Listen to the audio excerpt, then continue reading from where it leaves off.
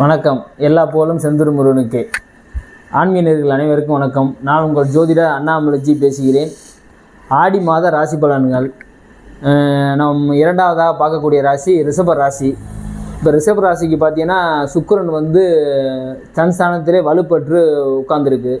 அப்போது உங்களுக்கு எது முயற்சி பண்ணாலும் உங்களுக்கு நல்லாவே இருக்கும்.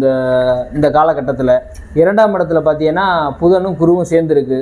கடன் விஷயத்தை தவிர மற்ற விஷயங்கள் நீங்கள் எந்த தொழில் பண்ணாலும் கொஞ்சம் கடன் விஷயத்துமே எச்சரிக்கையாக இருங்க. கடன் வாங்கி ஏதாவது ஒரு சொத்து சுகம் வாங்கணும்னு நினைக்கும் போது கொஞ்சம் எச்சரிக்கையாக இருங்க. மற்றபடி செல்வாக்காக இருக்கும். நீங்கள் பண வருவாய்க்கெலாம் எந்த குறையும் இருக்காது.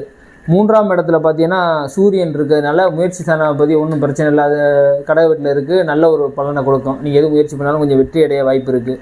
நான்காம் இடத்துல செவ்வாய்க்கு எது இருப்பதனால் உங்களுக்கு இந்த சொத்து வாங்குகிற இடத்துல மட்டும் கொஞ்சம் எச்சரிக்கையாக இருங்க. வில்லங்கமான சொத்தில் போய் மாட்டிக்கிறாதீங்க.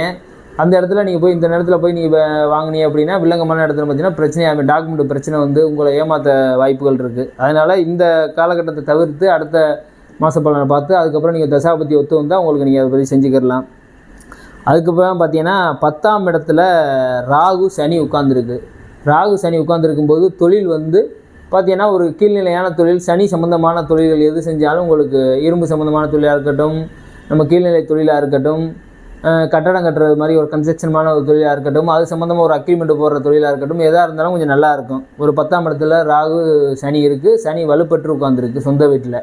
அதனால் உங்களுக்கு சனி எந்த கெடுதலையும் பண்ண மாட்டார். உங்களுக்கு 9, 10க்கு அதிபதி நல்லா வலுப்பட்டு இருக்கிறதுனால நல்லாவே இருக்கும். 11ஆம் இடத்துல சந்திரன் இருக்குது. உங்களுக்கு நீர் சம்மந்தமான தொழில் இந்த இடத்துல ஏதாவது செய்யணும்னு தொழிலில் செஞ்சுக்கிட்டு இருக்கீங்க, அது மாதிரி ஒரு வாய்ப்பு இருந்துச்சுன்னா லாபங்கள் கொஞ்சம் கூட கிடைக்கும். அதே இன்னும் ஒரு பால் கடை வைக்கிறது, தண்ணி கொஞ்சம் நேரடியாக கொண்டு போய் கஸ்டமருக்கு சேல்ஸ் பண்ணுறாங்கல்ல, அது மாதிரி நீங்கள் செஞ்சீங்கனாலும் உங்களுக்கு நல்ல ஒரு அமைப்பாக இருக்கும். சந்திரன் பார்த்தீங்கன்னா 11ல் உட்காந்துருக்கு. மற்றபடி பார்த்தீங்கன்னா வெளிநாடு போகணும் அது மாதிரி ஒரு அமைப்புலாம் இருந்தீங்கன்னா இந்த சமயத்தில் நீங்கள் உங்கள் தசாபத்தி வந்தால் கொஞ்சம் முயற்சி பண்ணி செய்கிறா இருந்தால் உங்கள் சொந்த ஜாதகப்படி பார்த்துக்கிட்டு நீங்கள் செய்யலாம்.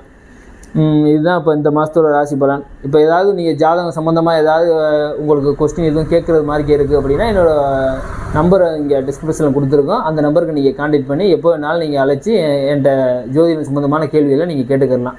நன்றி, வணக்கம்.